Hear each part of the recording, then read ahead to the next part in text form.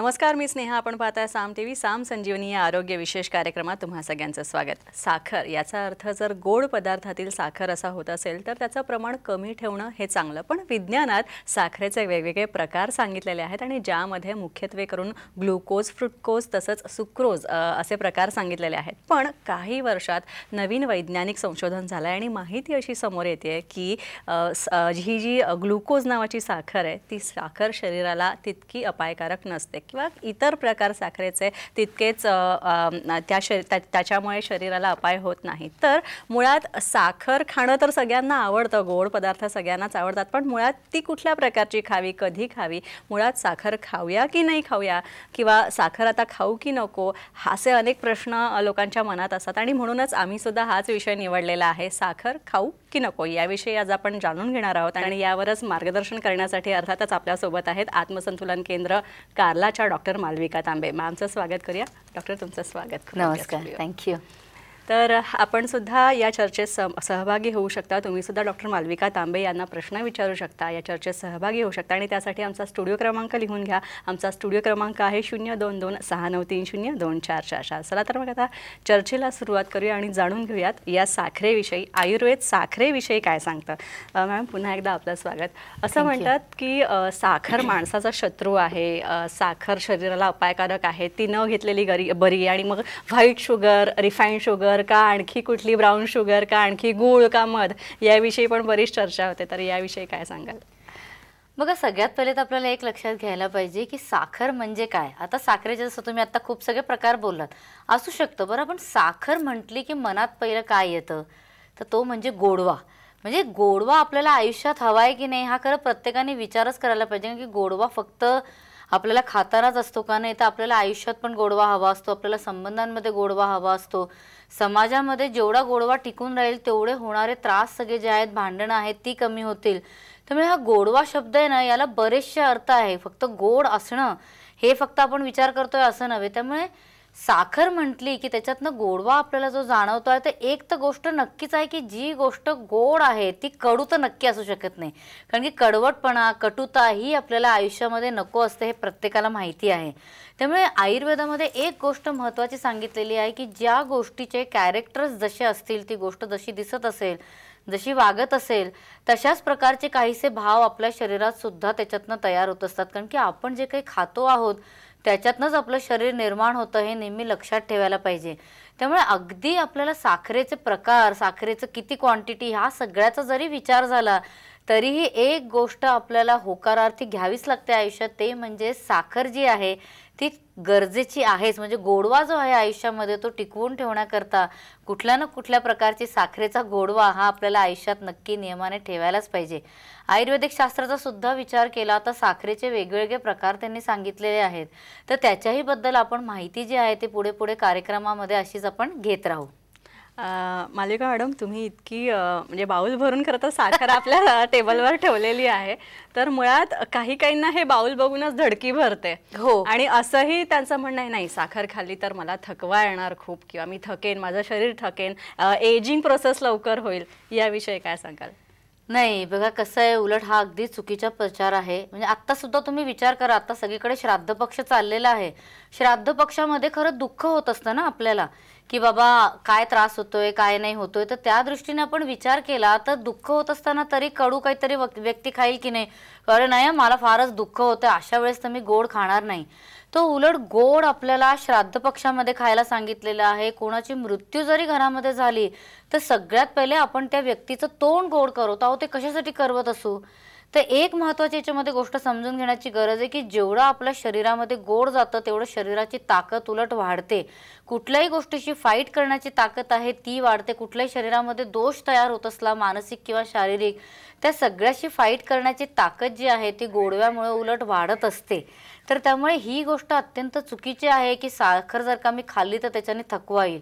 उलट आजच्या काळामध्ये मी बघते आहेत की जे लोक ज्यांना खूप असं वाटतं की आम्ही खूप अवेअर आहोत आणि आम्ही साखरेपासून लांब राहतो आहोत, त्या लोकांनी साखर न खाल्ल्यामुळे अशा लोकांमध्ये फटीक किंवा थकव्याचा जो प्रकार आहे तो खूप जास्त प्रमाणात आहे. तर ही साखर कशी जाऊन तो थकवा आपल्याला कमी करायला मदत करते हेही आपण कार्यक्रमात पुढे बघूच या.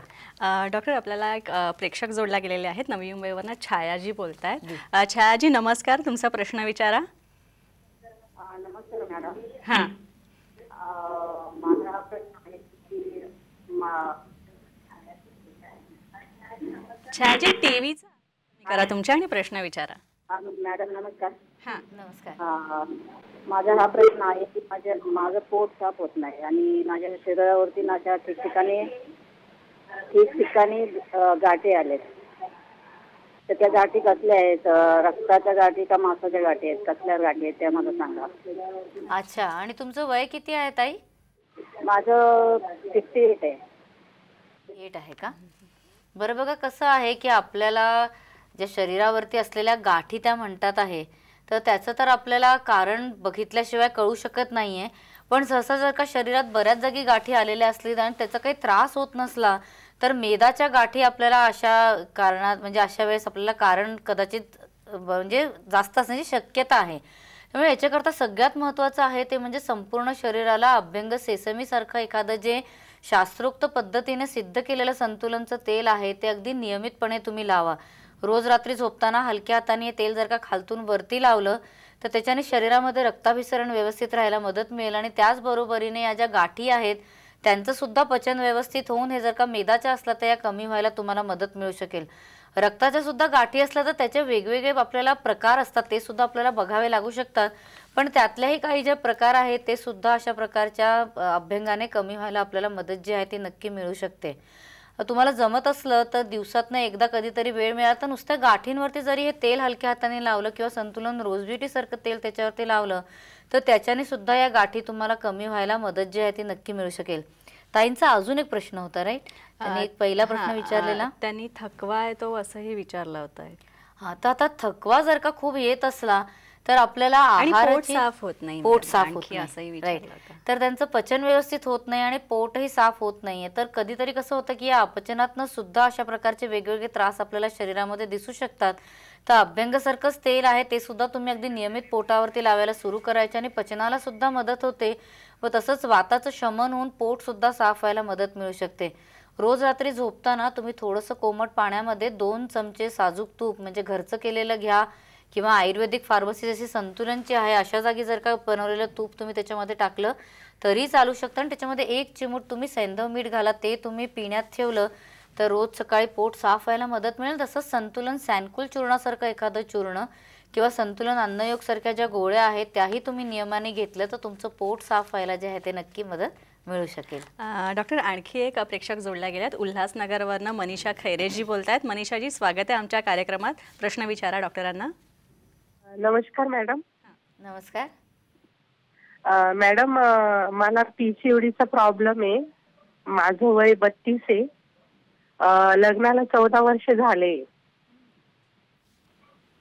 हॅलो. हा, बोला. मॅडम,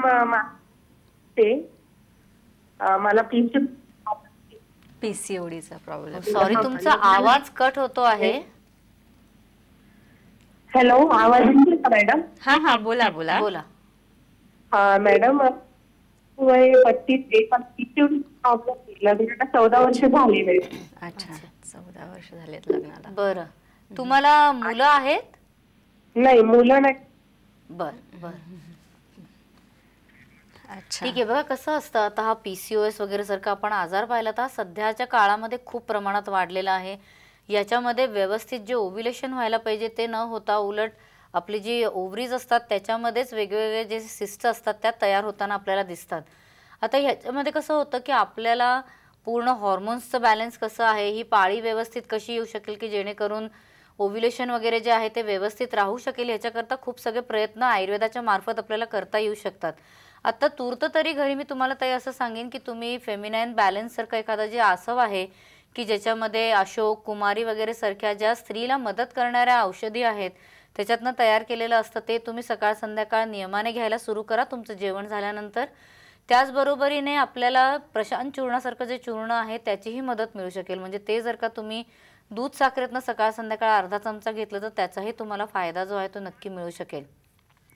आयुर्वेदामध्ये योनी पिचू हा एक खूप महत्त्वाचा थेरपी म्हणूया किंवा उपचार आपण म्हणू शकतो त्याला, तो सांगितलेला आहे जो घरच्या घरी आपल्याला करता येऊ शकतो. तर तोही तुम्ही नियमितपणे करायला सुरू करावा. संतुलन फेमिसॅन तेलासारखं एखादं जे तेल आहे ते त्याच्याकरता तुम्ही वापरलं तर जास्त बरं राहील. पण याच्यामध्ये सगळ्यात महत्त्वाचं असतं ते म्हणजे तुमचं प्रकृती परीक्षण करून कुठल्या प्रकारचा योनी दोष शरीरामध्ये आहे तो ठरवून त्याच्याप्रमाणे आपण जर का औषधोपचार केले, गरज पडली तर संतुलनचं शास्त्रोक्त पंचकर्म केलं, त्याच्यामध्ये व्यवस्थित औषधांचा वापर करून उत्तरबस्ती केली, तर याच्यामध्ये खूप चांगले परिणाम आपल्याला लोकांच्या भरपूर केसेसमध्ये दिसतात. तर त्याच्याकरता तुम्ही नक्कीच वेळ ठेवावा. माझं असं म्हणणं राहील, तुम्ही लग्न फार कमी वयात केलेलं दिसते. 14 वर्ष म्हणजे साधारण 18व्या वर्षी वगैरे तुमचं लग्न झालेलं असेल, तर वय 32 झालं आहे किंवा लग्नाला 14 वर्ष झाली आहे, याचं फार तुम्ही चिंता करू नका. कारण की व्यवस्थितपणे आपण काळजी घेतली आणि सगळे उपचार केले तर अगदी 42-43च्या वयापर्यंत सुद्धा व्यवस्थित हेल्दी मुलं आपल्याकडे होतात आयुर्वेदाच्या मदतीने. तर उलट वेळ न घालवता तुम्ही जितक्या लवकर आयुर्वेदाची मदत घेऊ शकाल आणि व्यवस्थित मार्गदर्शन घेऊ शकाल तेवढं मला वाटतं की तुमच्या केसमध्ये लवकरच गोड बातमी जी आहे ती मिळायला मदत मिळू शकेल. नक्कीच सर, आपण यावर आणखी चर्चा करणार आहोत. मात्र आता वेळ झाली आमच्या शोमध्ये एक छोटासा ब्रेक घेण्याची.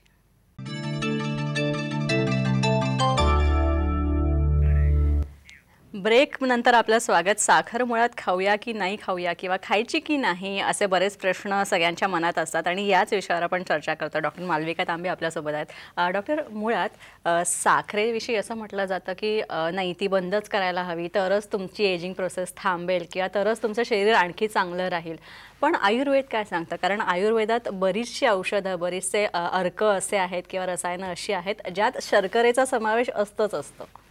मग आता आपण साखरेच्या प्रकारांविषयी मगाशी बोललो, तर आयुर्वेदामध्ये नॅचरली त्याला ग्लुकोज, फ्रुक्टोज, सुक्रोज वगैरे नाही म्हटलं जात, पण साखरेचं कुठून मूळ तयार कुठून होती त्याच्यावरून त्याची क्वालिटीज आपल्याला सांगितलेल्या आहेत. आता जी आपली इक्षू शर्करा म्हणजे आपल्या ऊसापासून तयार होणारी जी साखर आहे ती उलट शरीराकरता फार उत्तम सांगितलेली आहे. म्हणजे ती शीतल सांगितली आहे, आपल्या शरीरामध्ये वीर्यवृद्धी करायला, ताकद वाढवायला सगळ्याला ती मदत करते. उलट आयुष स्थापन सुद्धा करायला मदत करते. म्हणजे आपण म्हणतो एजिंग प्रोसेस वाढते, पण खरं चांगल्या प्रतीची जर का साखर असली तर ती आपल्या शरीराला ताकद मिळवून द्यायला मदत करते, जेणेकरून जे काही आपल्याकडे डिजनरेटिव्ह चेंजेस होतात म्हणजे वार्धक्य येतं किंवा म्हातारपण येतं ते उलट त्याच्याने कमी व्हायला मदत मिळते. आता साखर आपण बदलून टाकलेली आहे सध्याच्या काळामध्ये, म्हणून काही तुम्ही सगळ्या साखरेला वाईट नाही म्हणू शकत.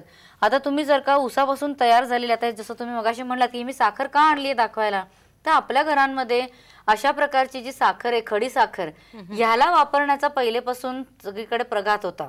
आता ही साखर तुम्हाला बघा पांढरी पण दिसतीये, शुद्ध दिसतीये, फक्त हिचं क्रिस्टल जो आहे तो व्यवस्थितपणे तयार केलेला आणि याच्यामध्ये कुठल्याही प्रकारच्या केमिकलचा वापर जो आहे तो नाही आहे. त्यामुळे अशा प्रकारची साखर आहे ती आपल्या खाण्यामध्ये अगदी नियमितपणे ठेवायलाच पाहिजे. ही साखर किती खावी आपण विचार केला तर दिवसभरामध्ये साधारण एक 3 ते 5 चमचे अशा प्रकारची साखर आपल्याला चालते. ही साखर नसेल मिळत तर दुसरं ऑप्शन जे आपल्याकडे सांगितलेलं आहे ते म्हणजे बत्तासाची साखर. तर ही जी साखर असते ही अगदी शुद्ध साखर असते, आपल्याला ऊसापासून तयार झालेली असते आणि शरीराकरता अत्यंत उत्तम असते. त्यामुळे चुकीची साखर तुम्ही जाऊन बाजारातनं घेऊ नका. पण तसा विचार केला तर किती चुकीच्या गोष्टी आता बाजारामध्ये आहेत. तुम्ही बाजारातनं जाऊन अगदी खूप चांगली आहे म्हणून जी पालकाची आणलेली सुद्धा भाजी आहे ती कसल्या प्रकारच्या पाण्यात धुतलेली आहे, ती कुठल्या प्रकारच्या रासायनिक खतांनी तयार झालेली आहे आपल्याला माहिती असतं का? पण मुळातला मनुष्य जर का चांगला असला आणि त्याला काही काळाने थोडासा चिडचिडा वगैरे झाला असला तर आपण काय त्याला संपूर्ण आपल्या समाजाच्या बाहेर करून टाकतो का? नाही ना. तसं जी मुळात साखर चांगली आहे ती चांगलीच राहणार आहे. आपण फक्त त्यातल्या त्यात किती शुद्ध साखर आपल्याकरता वापरता येऊ शकते त्याचा विचार करणं मला वाटतं जास्त महत्त्वाचं इथे ठरेल. डॉक्टर वंदना फडके बोलतायत, त्यांना तुम्हाला प्रश्न विचारायचा. वंदनाजी, विचारा तुमचा प्रश्न. तुम्हाला दोघींना नमस्कार. नमस्कार. मला ना थायरॉइड हाय आहे, डी व्हिटॅमिन कमी आहे आणि मणक्यात गॅप पडले आणि माझ्या पोटाना खूप पळतात आणि मला रात्र झोप नाही लागत. मी पहाटे 6 वाजता झोपते आणि मणक्यामध्ये तर फिजिओथेरपी वगैरे सांगितले, पण तुमच्याकडे काही आयुर्वेदात औषध आहे का? प्लीज मला मार्गदर्शन कराल का? नक्कीच ताई, एक तर तुमच्या प्रश्न विचारण्याचा जो वे आहे तो इतका गोड आहे. म्हणजे आमचा जो आजचा विषय आहे त्याला अगदी साजेसम आपण म्हणतो ना तसा तुमचा प्रयत्न होता. तर बघा कसं होतं की शरीरामध्ये कुठल्याही प्रकारचं हॉर्मोन्सचं इम्बॅलन्स असलं तर आपल्याला त्याच्याकरता काळजी काय घ्यावी लागते की सगळंच मेटाबॉलिझम त्याच्यामुळे बदलत असतं. आता होतं काय की थायरॉइड झालं की कुठली तरी गोळी घेऊन फक्त रक्तातलं जे आपण TSH आहे ते नॉर्मल आहे याच्याकडे प्रयत्न करतो, पण बाकीचं काय म्हणजे बाकी शरीरामधल्या ज्या चयापचय क्रिया आहेत त्या जर का व्यवस्थित चालत नसल्या तर मग हे अशा प्रकारचे त्रास होत राहतात. म्हणजे तुमचे पाय वळतात किंवा तुम्हाला थकवा खूप जास्त प्रमाणात जाणवतो, रात्रीची झोप नीट लागत नाही. त्यामुळे याच्याकरता मी काय म्हणेन तुम्हाला की सगळ्यात पहिले महत्त्वाचं आहे ते म्हणजे नैसर्गिकरित्या शरीरामध्ये हॉर्मोन्सचा बॅलन्स कसा राहील. तर त्याच्याकरता आयुर्वेदामध्ये चंद्रप्रभा वटी सांगितलेली आहे किंवा प्रशांतसारखं एखादं जे चूर्ण आहे संतुलनचं, ते जर का तुम्ही नियमितपणे घ्यायला सुरू केलं तर तुम्हाला जाणवेल की शरीरामधलं एकूणच जे मेटाबॉलिझम आहे आयुर्वेदाच्या मताने या हॉर्मोन्सशी रिलेटेड अग्नीचा जो सगळा व्यवहार आहे तो व्यवस्थित चालेल, त्याच्यातनं मदत मिळते. रात्री झोपताना तुम्ही संतुलन अभ्यंग सेसमीसारखं एखादं जे तेल आहे ते पायांना नक्की खालतून वरती हलक्या हाताने लावा, जेणेकरून सर्क्युलेशन जे आहे ते व्यवस्थित राहायला तुम्हाला मदत मिळू शकेल. पादाभ्यंगसारखी सुद्धा जी थेरपी आहे तीही तुम्ही जर का नियमितपणे केलीत तर त्याचाही तुम्हाला फायदा नक्की मिळू शकेल. याचबरोबरीने आपल्याला संतुलन पंचकर्मासारखा एखादा शास्त्रोक्त पंचकर्माने जर का शरीर शुद्धी करून घेतली तर एकूणच शरीरामध्ये असलेलं सगळं जे इम्बॅलन्स आहे ते कमी व्हायला आपल्याला मदत मिळू शकेल. तर त्याच्याकरता ह्या सगळ्या गोष्टींकडे दुर्लक्ष न करता उलट व्यवस्थित सर्वांगीण आपण ज्याला ट्रीटमेंट म्हणतो आयुर्वेदिक दृष्ट्या ती जर का केली तर त्याच्यातून तुम्हाला नक्की फायदा मिळू शकेल. उत्तर बस्तीसारखा जो उपचार असतो तो स्त्रियांमध्ये असलेला कुठल्याही प्रकारचा हॉर्मोन्सचा इश्यू असला तर तो कमी करायला नक्की मदत करू शकतो. थोडा वेळ काढा, थोडंसं आपण म्हणतो ना की जागरूकता या विषयाबद्दल तुम्ही ठेवलीत तर हे सगळे त्रास जे आहेत तुमचे ते नक्की कमी व्हायला मदत मिळतील. बरोबरीने धात्री रसायन आणि मॅरोसॅन हे जे 2 रसायन आहे हेही तुम्ही नियमितपणे घ्यायला सुरू करा तर त्याचाही तुम्हाला फायदा या सगळ्या त्रासांमध्ये मिळू शकेल. डॉक्टर, यानंतर औरंगाबादवरनं एक प्रेक्षक जोडले गेलेले आहेत. नारायणजी बोलतायत. नारायणजी नमस्कार, तुमचं स्वागत आहे. सर प्रश्न विचारा तुम्ही मॅडमना. हा मॅडम, माझं वय 35 वर्ष आहे. मला साखरेचा इतकं प्रॉब्लेम आहे आणि मला सतत नेहमी असं गरम गरमाट होतं आणि घाम टाकत किचन मध्ये कुकिंग करतो. उकाडा खूप होतो. उकाडा खूप होतो. बरं. हा खूप होतं. बरं, अच्छा, ठीक आहे. आता बघा, आपल्याला जर का शरीरामध्ये उष्णता खूप वाटत असली तर सर्वप्रथम तर आपल्याला खाण्यापिण्यामध्ये खूप तिखट गोष्टींचा समावेश आहे तो कमी करायला पाहिजे. त्याच्यानंतर रोज जेवणामध्ये तूप किंवा लोणी आणि खडीसाखर हे घेणं अत्यंत उत्तम, कारण की त्याच्याने आपल्याला शरीरामध्ये शीतलता यायला मदत मिळते. सकाळच्या प्रहरी गाईचं ताजं दूध जे आहे ते गरम करून रूम टेम्परेचरला आणलेलं असेल तर त्याच्यामध्ये संतुलन शतानंत कल्पासारखं एखादा जे कल्प आहे ते नक्की टाकून प्यावं, त्याचा तुम्हाला खूप फायदा होताना दिसेल सर. त्याचबरोबरीने रात्री झोपत असताना संतुलन सॅनकुल चूर्णासारखं एखादं जे चूर्ण आहे ते घेतलं तर एकूणच संपूर्ण शरीरामध्ये पित्ताचे कुठलेही दोष असतील तर ते कमी व्हायला मदत मिळते. संतुलन पित्तशांतीसारख्या ज्या गोळ्या आहेत त्याही सकाळ संध्याकाळ जर का तुम्ही नियमाने घेतल्या तर त्या 2-2 गोळ्या नियमाने घेतल्याचा फायदा आपल्याला खूप लोकांमध्ये होताना दिसतो. म्हणजे बऱ्याचदा कसं होतं की लोक हीट म्हणजे काय आहे ते सांगू शकत नाही, की शरीरात गरम वाटतंय फक्त, आजार सहसा कुठला दिसत नाही. तर अशा वेळेस सुद्धा संतुलन पित्तशांतीसारख्या गोळ्या घेतल्याचा फायदा होतो. जमत असलं तर थोडीशी घरी साय असली, खरं दूध आजकाल असं असतं की त्याच्यामध्ये साय असण्याचा संबंध नाही, पण चांगलं दूध जर का घरामध्ये असलं आणि त्याच्यावरती साय येत असली तर साय साखरेमध्ये ही जर का तुम्ही गोळ्या बारीक करून घेतला तर त्याचा अप्रतिम परिणाम आपल्याला होताना दिसतो. मुख्य कसं असतं पुरुषांमध्ये की शरीरात जर का हीट जास्त प्रमाणात असली तर मग शुक्र धातूचा ऱ्हास सुद्धा आपल्याला होताना दिसतो. तर ते थांबवण्याकरता अशा प्रकारचा कुठलाही पित्ताचा दोष दिसत असला आणि तो थोडे उपाय करून कमी होत नसला तर तज्ज्ञांचा व्यवस्थित सल्ला घेऊन आणि तुम्ही औषधोपचार केला तर त्याचा तुम्हाला जास्त फायदा मिळू शकेल. यानंतर कोल्हापूरवरून फोन आहे मॅडम महादेव यांचा, त्यांचा कॉल घेऊया. महादेवजी नमस्कार, प्रश्न विचारा तुमचा. नमस्ते मॅडम. नमस्कार. मॅडम, मी कोल्हापूरहून महादेव बोलतोय. माझ्या टाचा दुखतात, असं म्हणजे टाचावरती चालता येत नाही आणि 1-2-4 पाय चालले की मग तिथून पुढे रुटीन मध्ये चालता येतं. अच्छा अच्छा. आणि तुमचं वय किती सर आता? 41 वय आहे. 41 वय आहे का? बरं. कसं होतं की जसं जसं वय वाढत जातं तसं तसं शरीरातलं रक्ताभिसरण कमी होत जातं. ज्या व्यवस्थितरित्या ते व्हायला पाहिजे तसं ते होत नाही. त्याचबरोबरीने आपल्या हाडांमध्ये सुद्धा कमकुवतपणा येताना दिसतो. सध्याच्या काळात तर आहाराची आपली परिस्थिती अशी झालेली आहे की आहारातनं जो कस आपल्या शरीरापर्यंत जायला पाहिजे तो सुद्धा मिळत नसल्यामुळे सध्याच्या काळात 30-35च्या सुमारास सगळे आपले डिजनरेटिव्ह त्रास जे आहेत ते दिसायला लागलेले आहेत. सहसा खरं पुरुषांमध्ये तर टाच दुखण्याचा संबंध फारसा यायलाच नको. हा त्रास स्त्रियांमध्ये असतो, कारण की हा शरीरातला जो वाताचे दोष तयार होतात प्रेग्नेन्सीमुळे किंवा पाळीमुळे काही त्रास झाल्यामुळे तरच हे टाच स्त्रियांमध्ये दुखते, पुरुषांमध्ये तर खरं हे टाच दुखतच नाही. तरी एक अजून म्हणजे वेगळं कारण आपण विचार करू शकतो ते म्हणजे टाचेचं हाड वगैरे वाढणं किंवा तिथे कॅल्शियम डिपॉझिट होणं, त्याच्यामुळे सुद्धा कधीतरी अशा प्रकारे त्रास आपल्याला होताना दिसतो. पण जसं तुम्ही म्हणता आहात की थोडंसं चालल्यानंतर मग हे टाच दुखणं बंद होते, याचा अर्थ आहे की अशा प्रकारचा सहसा त्रास तिथे असण्याची शक्यता कमी आहे. पण तरीही अशा प्रकारचे त्रास असला किंवा नसला तरी संतुलन शांती तेलासारखं एखादं जे तेल आहे ते तुम्ही नियमितपणे टाचेला चोळायला सुरुवात केली तर त्याचा तुम्हाला फायदा जो आहे दुखण्यामध्ये नक्की मिळू शकेल. त्याचबरोबरीने खालच्या पायापर्यंत रक्ताभिसरण व्यवस्थित राहावं त्याच्याकरता अभ्यंग सेसमीसारखं एखादं जे तेल आहे ते तळपायापासून खालती तुम्ही गुडघ्यापर्यंत वर असं हलक्या हाताने लावत न्यायचं आणि संतुलन कुंडलिनी तेलासारखं जे तेल आहे ते पूर्ण पाठीच्या मणक्याला खालतून वरती हलक्या हाताने लावायचं. तर त्याच्याने सुद्धा वाताचे कुठले दोष असले की ज्याच्यामुळे अशा प्रकारचा त्रास जाणवत आहे तर तेही कमी व्हायला मदत जी आहे ते आपल्याला मिळू शकते. त्याचबरोबरीने संतुलन वाताबल सारख्या गोळ्या आणि कॅल्सिसॅन सारख्या ज्या गोळ्या आहेत सर त्याही तुम्ही नियमितपणे घ्यायला सुरू करा. गरज पडली तर नक्की लगेच तज्ज्ञांचा सल्ला घ्या, कारण की अशा प्रकारचे कुठलेही त्रास आहेत त्याच्याकडे दुर्लक्ष करू नये. तर हे तुम्ही काळजी जी आहे ती नक्की घ्यावी. डॉक्टर, आता आपल्या चर्चेचा शेवट गोड आपल्याला करायचं तर त्या दृष्टीने तुम्ही काय सांगाल साखरेविषयी? म्हणजे मी असं म्हणेन की साखरेविषयी संपूर्णपणे तुम्ही जी माहिती आहे ते करून घेणं अत्यंत आवश्यक आहे. माझा जो यूट्यूब चॅनल आहे त्याच्यावरती व्यवस्थितपणे साखरेबद्दल मधाविषयी वगैरे सगळी माहिती मी दिलेली आहे, तर ती तुम्ही नक्की बघावी. साखरेसारखी इम्पॉर्टंट गोष्ट आपल्या आयुष्यातनं बाहेर काढण्यापूर्वी त्याच्याबद्दलचा थोडासा उहापोह जो आहे तो करूनच मग विचार करायला पाहिजे. सध्याच्या काळात असणारे बरेचसे त्रास आहेत त्याच्या मागे कारण आहे ते म्हणजे साखरेला संपूर्णपणे आयुष्यातनं बाहेर काढणं. तर कुठलाही गोडवा आहे तो आपल्या आयुष्यामध्ये टिकवून ठेवणं अत्यंत गरजेचं आहे. तर ही खडी साखर आहे, बताशाची साखर आहे, ती आपल्या नक्की किचनमध्ये ठेवावी. खाण्याचं जी काही क्वांटिटी वगैरे आहे ती मगाशी मी तुम्हाला सांगितलेलीच आहे. तर तशा प्रकारे नीट विचार करून ह्याचा वापर आयुष्यामध्ये नक्की करावा.